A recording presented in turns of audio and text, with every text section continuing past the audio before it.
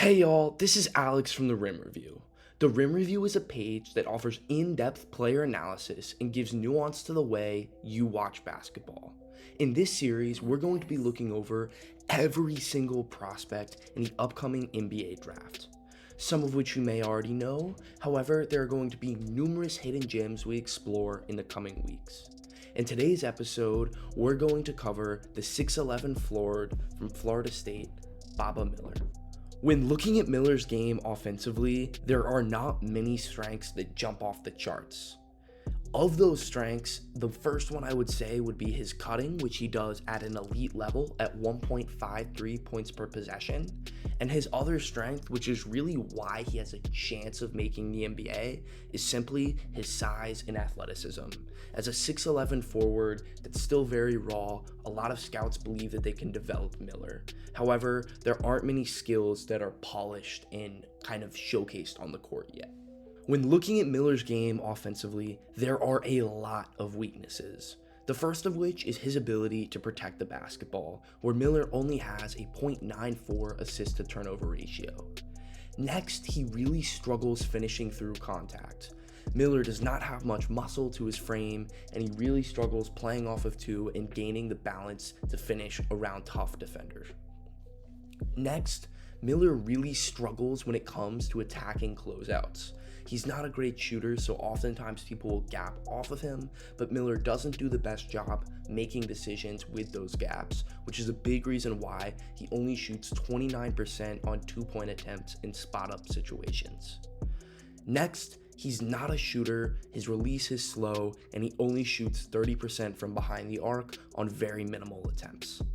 And finally, despite Miller's size, he's very rarely used as a screener, and only 3.1% of his possessions involve him setting a screen. I'd like to see someone of his size be much more of a threat in pick and roll situations, even if he won't be able to be used in pick and pop situations. Now let's get into the film and watch Boba Miller in transition.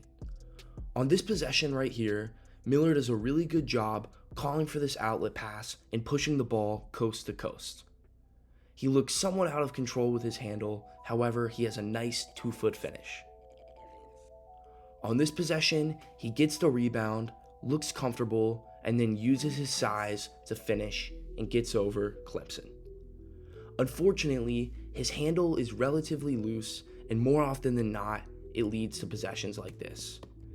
As you see right here, he's dribbling, doesn't create much separation, and then here, there's not really an athletic stance, and Jack Clark is easily able to get the steal. On this next possession, Boba Miller once again struggles with a charge, which is a big issue in his game. Frequently, when Miller isn't able to get by his man, he tries to use his size to create space. However, he has a bad tendency to push off. In this position, Boba Miller is going to be trailing. However, it's more the same. He doesn't recognize that this pass is wide open to Jacob Worley. This should already have been made, and he makes it way too late, leading to another Cormac Ryan charge. On this possession, Boba Miller is once again going to be trailing. However, he showcases a loose handle and an inability to take advantage of the trail spot. He gets in a closeout here. However, immediately, it's one swipe away, he doesn't protect the basketball, and it's a turnover. His ball handling definitely needs to be cleaned up if he wants to be in the NBA. Now, let's watch Boba Miller in the post, which is a big way that he gets a lot of his points. Right here, Boba Miller initially catches the ball on the wing.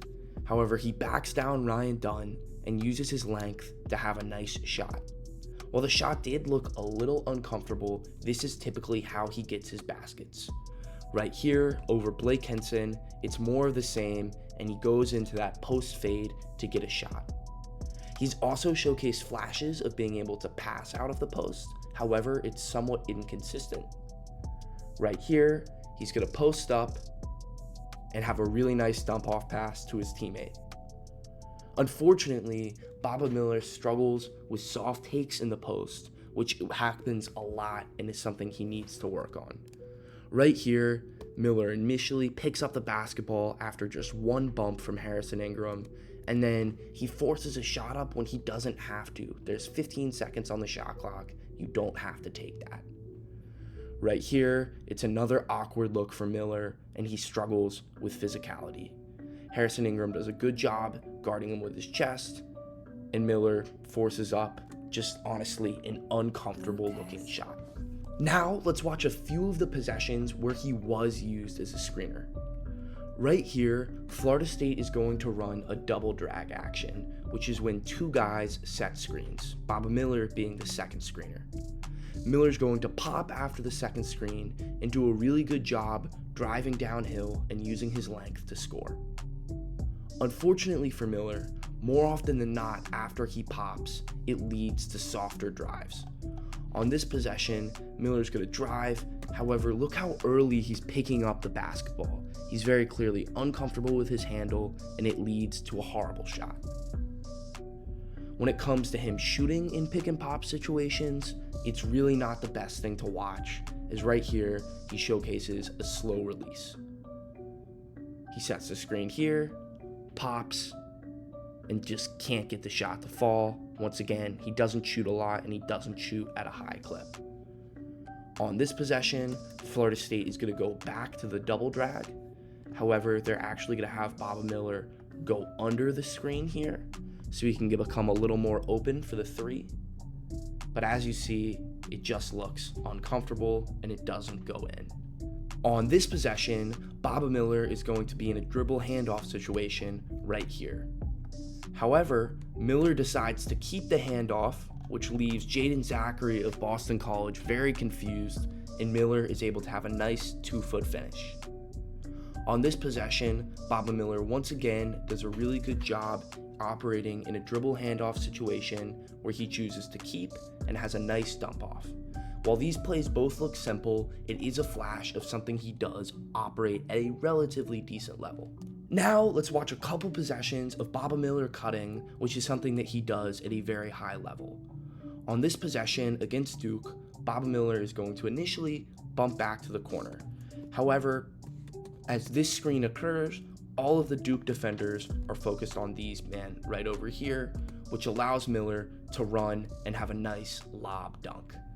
That level of athleticism is very promising and is a big reason why Miller is going to maybe make the NBA.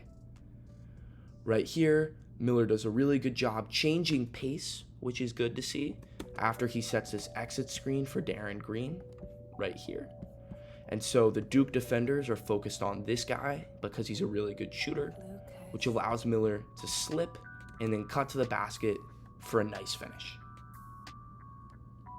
Now let's watch a little bit of Boba Miller showcasing a potential to shoot.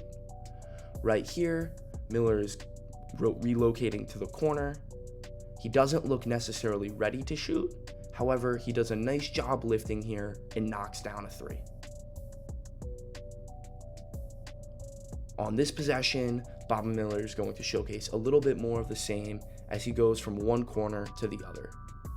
As this drive occurs, everyone's focused on the drive and he knocks it down.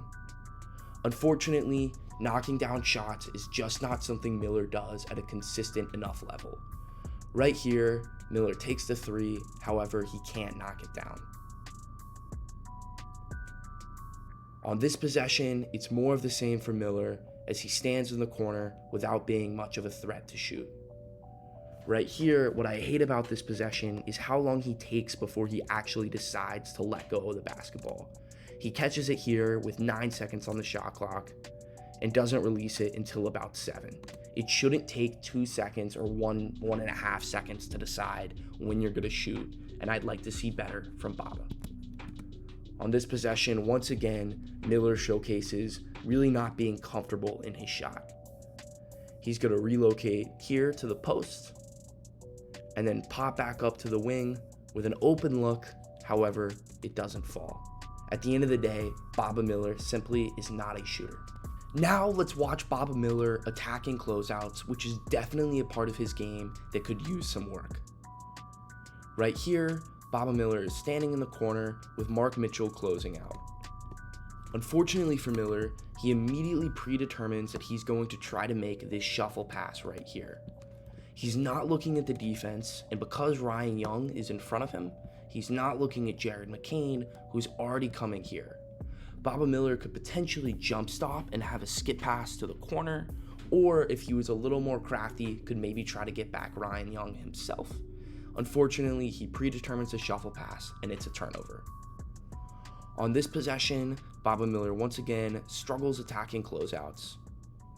Right here, he's posting up. He's going to lift and be completely unguarded by Efton Reed. If he was more comfortable, he would be able to maybe get a 3 off here, but that's not his game. So what I'd like to see is a quick drive. Unfortunately, he decides to pump fake first and is loose with protecting the basketball, leading to the turnover. Now let's watch Miller in isolation. On this possession right here, Boba Miller is going to get the ball at the top of the key and do a nice job using his size to score. What I love seeing from Miller here is how he jumps off of both of his feet, which allows him to get his body into this man, pushing him for a nice finish. On this possession, Boba Miller is going to back down his defender. The screen leads to a switch, and he uses his size against a smaller guy. Unfortunately for Miller, one big issue with his game, as I mentioned earlier, is offensive fouls. Right here against Tyler Nickel, he struggles to get by him, so he immediately resorts to pushing off. This is a really bad habit of his and something he's going to need to clean up in the pros. On this possession, Boba Miller attempts to score in isolation, however, a loose handle harms him. As you see right here, he now has Hunter Couture on him. However, he dribbles directly into this gap right here. This is a very easy steal for Sean Padula. Part of this is on his teammate, who should drift to the corner, but still, we need to be tighter with protecting the basketball. On this possession, Boba Miller is having to handle with people not guarding him. And as you see right here, Boston College is pretty much daring him to shoot. What I would like to see from Boba Miller here is, instead of driving, which is an option that's not a horrible one, but as we've seen, Boba Miller's not the strongest driver. I'd like to see him learn how to just flow into a dribble handoff right here. And the reason that's beneficial about this is it would force Quentin Post of Boston College to come up and more likely than not get screened. And then the dribble handoff would allow this guy to curl to the wing, and there would be no help since Boba Miller's defender is already in the perimeter. So that would be something I would love to see Boba Miller learn how to do against the drop. Unfortunately, Miller dribbles straight into him and forces up a really awkward shot. On this possession, it's more the same from Boba Miller, and he leaves a lot to be desired in isolation. He's going to catch the ball here, pump fake. However, the handle's just out of control. He doesn't have separation, and there's no need to force this up. There's not a lot of time on the shot clock, but anything is better than that. Now, let's discuss Boba Miller's strengths on the defensive end. The first strength of his is his length and athleticism. This is once again what is probably going to get him at least maybe a look at a two-way contract. At that size, at his athleticism, it makes him a very intriguing player. Secondly, Boba Miller is a pretty decent rim protector. He showcases good instincts and has good length to get blocks. He only had 36 blocks on the season, which isn't a bad number, it's pretty solid, but it's not amazing. However, a big reason behind this is because Florida State switches everything, so he wasn't always near the paint in those situations where he could get blocks. In a more traditional defense, he would probably get at least 5 or 6 more, and probably more than that, making his number of blocks go from average to really impressive from a 4. Finally, he has really solid driving line defense, and he only gives up 0.592 points per possession in isolation. There are still some pretty big weaknesses to Miller's game defensively.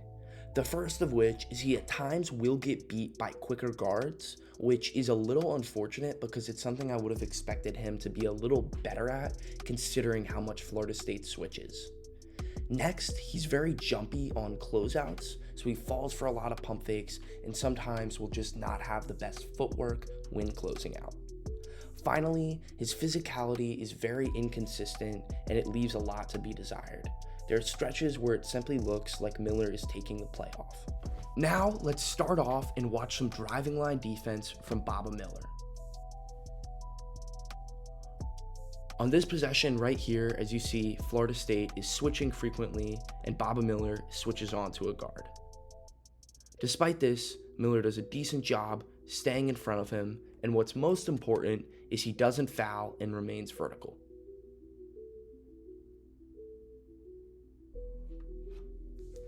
On this possession right here, Boba Miller is going to initially give up a path, however, his length allows him to get a stop. This is the type of reasons why he's going to potentially have a shot at the NBA.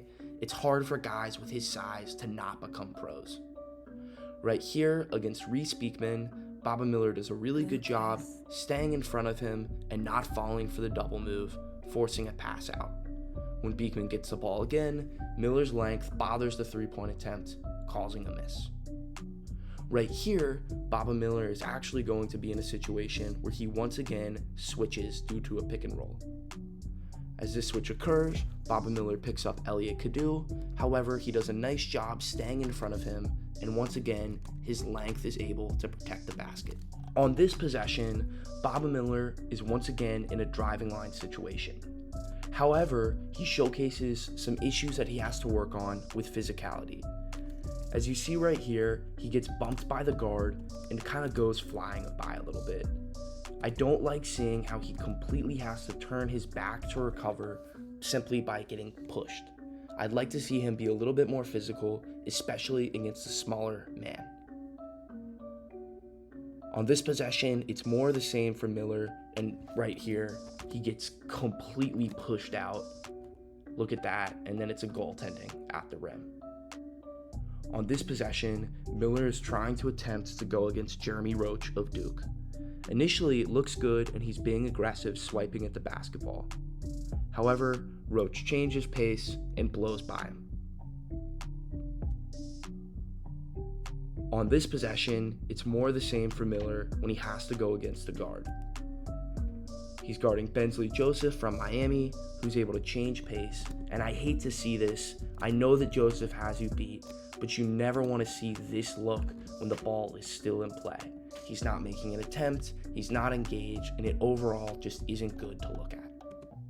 If you're going to be this type of raw prospect, you'd like to see a little bit more effort. On this possession, Boba Miller showcases his transition rim protection. This is really high effort for Miller as he sprints back, gets in front of J.R. Konechny, and gets a really nice block. Once again, his length is huge. Right here, Boba Miller is in a help side situation where he's able to get, once again, another block using his length. As Georgia Tech posts up, Boba Miller is there, showcasing good instincts and protects the rim. While these plays look somewhat simple, they're nice to see, and it's really good to see him using his length. Now let's watch Boba Miller off ball. It's somewhat hard to find off-ball clips of Boba Miller because of the type of defense Florida State plays. However, here are a few solid clips. Right here, Boba Miller is making the choice to help off of strong side corner, helping off of this man right here, so he can be in a position to stop the drive. His length does a really good job playing both and leads to a steal. In this possession, we're once again going to see Boba Miller's length be a tool. Right here, Miller helps off, and he's actually helping off of a really good shooter in Blake Henson. However, he's able to stay in front of him and get the steal. At times, Boba Miller does suffer from being a little overly aggressive. So right here, he's going to be in a gap situation, and he's late on this gap right here. So what you always want to be, you want to be in to out. So if you want to be in the gaps, you want to already be like right here. Boba Miller is not, so he's out, then he goes in, and then he has to go out again to close out to Cormac Ryan. It's this changing of momentum that makes it impossible for you to fully recover, and we'll see the result of that here. He's overly aggressive, and it gives up an open three. On this possession, it's another questionable gap from Boba Miller. Right here, I love seeing him switched on RJ Davis, but once again, you don't want to be going for this steal here. You're probably not going to be able to get it, but if you were, you'd want to already be a step in, but I don't even think you should go for it. He swipes late, Davis relocates, and just blows by him. Let's watch one more closeout attempt of Boba Miller and then end with the film. Overall, it's just something he's going to need to work on. Right here, he's once again late with his gap as he's walking into the gap.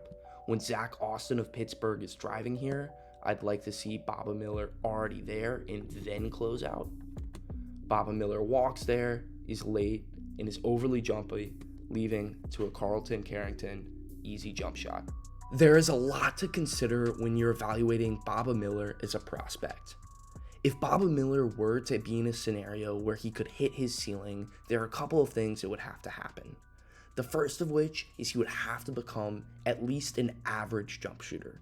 I think for Miller to be able to succeed in the NBA, he's going to need to spend time with shooting coaches, making his shot quicker, and also being able to make better decisions attacking closeouts. If he can do those two things, that will be game-changing for him offensively. He doesn't need to shoot the lights out. He doesn't need to be a good shooter. He just needs to be someone that you can put on the floor. Another thing that Boba Miller is going to have to succeed on is being able to tighten up his handle. His handle is extremely loose and he's frequently not in an athletic stance while driving. I think if he can fix those three things, there's a chance that he can get minutes on an NBA court. As far as Miller defensively, I've liked most of what I've seen. I think it's hard to give him a full evaluation because of the way Florida State plays defense, but I also think Florida State has a track record of producing guys who are good in driving line situations, and that translates to the NBA. Think of a Jonathan Isaac type of player. When evaluating what his ceiling would be like, I think Boba Miller's ceiling could be a world in which he's a 7th or 8th man on an NBA rotation that comes in and provides defense and a little bit of cutting, maybe is able to space the floor. As far as his likely outcome, I think it's more likely or not that Boba Miller will have a couple years, probably get two-way contracts, maybe get a 1-year deal after that, but I'd be surprised if he does, and just be one of those guys that fills out the roster and never really plays significant minutes in the NBA. I think his floor would be if a team doesn't have a spot to give him a two-way. Maybe if he underperforms in the summer league, then he would probably never make the NBA at all and end up having a career overseas. Overall, I wish nothing but the best for Boba Miller and hope he has a successful career and is able to get a two-way contract this summer.